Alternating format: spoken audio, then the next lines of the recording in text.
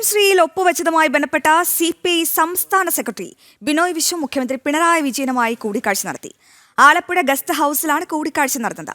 ഇതിന് പിന്നാലെ CPI മന്ത്രിമാരായ K രാജൻ, GR അനിൽ എന്നിവരുമായി മുഖ്യമന്ത്രി കൂടിക്കാഴ്ച നടത്തി. ഇരുവരെയും തന്റെ മുറിയിലേക്ക് വിളിപ്പിച്ചായിരുന്നു ചർച്ച. PM ശ്രീയിൽ ഒപ്പുവെച്ചത് പാർട്ടിയുമായി ആലോചിക്കാതെയാണെന്ന് ആരോപിച്ചാണ് CPI ഇടഞ്ഞത്. CPI സെക്രട്ടേറിയറ്റ് യോഗം ആലപ്പുഴയിൽ പുരോഗമിക്കുന്നു. വിവരങ്ങളുമായി സുധീഷ് ഗോപാൽ ചേരുന്നുണ്ട്. സുധീഷ്, ഞാൻ മനസ്സിലാക്കുന്നത് 1 മണിക്കൂറോളമാണ് ബിനോയ് വിശ്വവുമായി മുഖ്യമന്ത്രി നേരിട്ട് കൂടിക്കാഴ്ച നടത്തിയത്. ഒരു അനുനയ നീക്കമായിരുന്നു എന്ന് തന്നെ ഇതിനെ കാണണം. എന്തായാലും ചർച്ച എങ്ങനെയായിരുന്നു?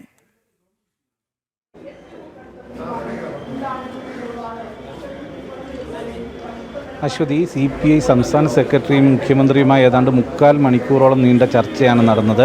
3:45 ആരംഭിച്ച ചർച്ച 4:30 വരെ നീണ്ടു. എന്നാൽ ഒരു തരത്തിലുള്ള വിട്ടുവീഴ്ചയും PM ശ്രീ പദ്ധതിയുമായി ബന്ധപ്പെട്ട് അതിൽ നിന്ന് പിന്നോക്കം മാറിക്കൊണ്ട് നടക്കില്ല എന്ന ഒരു നിലപാട് തന്നെ മുഖ്യമന്ത്രി സ്വീകരിച്ചു എന്നതാണ് അറിയുന്നത്. അതിൻ്റെ കാര്യകാരണങ്ങളും വ്യക്തമാക്കി. വലിയ സാമ്പത്തിക ബുദ്ധിമുട്ടിൽ നിൽക്കുന്ന കേരളത്തിൽ ഇത്രയും തുക അത് വലിയ രീതിയിൽ വിദ്യാഭ്യാസ രംഗത്തെ പ്രവർത്തനങ്ങൾക്ക് വേണ്ടിവരും എന്ന കാര്യം മുന്നോട്ട് വെച്ചു. മറ്റ് സംസ്ഥാനങ്ങളിലൊക്കെയും അത് നടപ്പാക്കിയതും ചൂണ്ടിക്കാട്ടി. എന്നാൽ CPI നിലപാടിൽ നിന്ന് പിന്മാറാൻ തയ്യാറല്ല എന്ന ഒരു നിലപാടാണ് ബിനോയ് വിശ്വം സ്വീകരിച്ചത് എന്നതാണ് നമുക്ക് മനസ്സിലാകുന്നത്.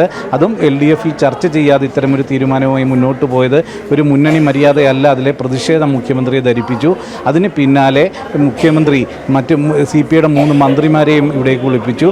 അവരുമായും കൂടിക്കാഴ്ച നടത്തി. അതിനുശേഷമാണ് മുഖ്യമന്ത്രി അല്പം മുമ്പ് വയലാറിലേക്ക് മടങ്ങിയത്. ഇപ്പോൾ മന്ത്രിസഭാ യോഗങ്ങളിൽ നിന്നടക്കം വിട്ടു നിൽക്കാനുള്ള ഒരു ആലോചനയാണ് CPI സംസ്ഥാന സെക്രട്ടേറിയറ്റ് യോഗത്തിൽ നടക്കുന്നത് എന്നതാണ് അറിയുന്നത്. അതോടൊപ്പം തന്നെ LDF യോഗം വിളിച്ചാൽ അതിൽ പങ്കെടുക്കണമെന്ന കാര്യങ്ങളിലടക്കം ഇപ്പോൾ അവർ ചർച്ച ചെയ്യുകയാണ്. അതിനുശേഷം ബിനോയ് വിശ്വം മാധ്യമങ്ങളെ കാണുമെന്നാണ് പ്രതീക്ഷിക്കുന്നത്.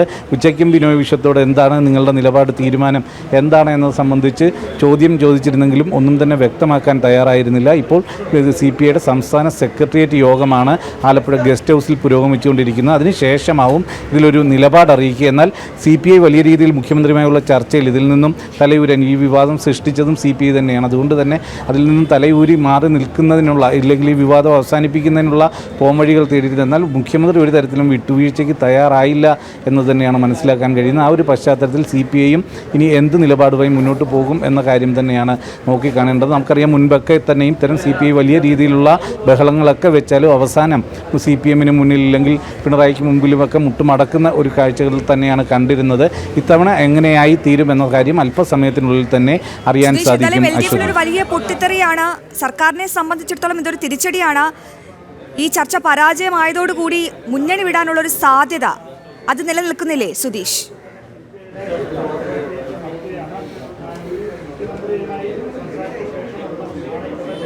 അശ്വതി, അത്തരമൊരു സാഹചര്യം നിലനിൽക്കുന്നുണ്ട്. അതിൻ്റെ മുന്നോടിയായി തന്നെ മന്ത്രിസഭാ യോഗങ്ങളിൽ നിന്ന് വിട്ടു നിന്നുകൊണ്ടുള്ള ഒരു പ്രതിഷേധം പ്രകടിപ്പിക്കാനുള്ള സാധ്യതയാണ് ഇന്നത്തെ ഒരു തീരുമാനമായി അറിയിക്കാൻ സാധ്യത. എന്ത് തന്നെയായാലും അതിൽ ഏറ്റവും പ്രധാനമായി പറയേണ്ടത് തദ്ദേശ തെരഞ്ഞെടുപ്പും നിയമസഭാ തെരഞ്ഞെടുപ്പും പടിവാതിക്കലെത്തി നിൽക്കുമ്പോഴാണ് ഈ ഒരു വിവാദം. അതുതന്നെ ഒരു രാഷ്ട്രീയ പരാജയമായി തന്നെ, ഈ LDFിലെ രാഷ്ട്രീയ പരാജയമായി തന്നെ നമുക്ക് കാണേണ്ടതുണ്ട്. കാരണം 5 വർഷം മുമ്പ് കേന്ദ്ര സർക്കാർ മുന്നോട്ട് വെച്ചൊരു പദ്ധതി ഈ സർക്കാരിൻ്റെ ഏറ്റവും അവസാന കാലത്ത് മാത്രമാണ് അതിൽ ഒപ്പുവെക്കുന്നത്. അതുകൊണ്ട് തന്നെ വിദ്യാർത്ഥികൾക്കടക്കം വലിയ നഷ്ടമുണ്ടായി. ഈ സാമ്പത്തിക പ്രതിസന്ധി എല്ലാം ഇപ്പോൾ മുഖ്യമന്ത്രി വിവരിക്കുമ്പോൾ ഈ സാമ്പത്തിക പ്രതിസന്ധി എല്ലാം ഈ സർക്കാർ, 2ാം പിണറായി സർക്കാർ അധികാരം ഏൽക്കുമ്പോഴും ഉണ്ടായിരുന്നതാണ്. എന്നിട്ടും ഈ പദ്ധതിയുടെ മുഖം തിരിച്ചു നിൽക്കുന്ന ഒരു സമീപനമായിരുന്നു LDF സ്വീകരിച്ചിരുന്നത്. അവസാനം ഇത്രയും വൈകി അത് ഒപ്പുവെക്കാൻ തയ്യാറാവുമ്പോൾ അത് മുന്നണി മര്യാദ കാണിക്കാതെ ഏകപക്ഷീയമായ ഒരു തീരുമാനത്തിലേക്ക് CPM കടന്നു, വിദ്യാഭ്യാസ മന്ത്രി കടന്നു, മുഖ്യമന്ത്രി കടന്നു എന്നത് തന്നെയാണ് CPIയുടെ ഏറ്റവും പ്രധാന ആക്ഷേപം.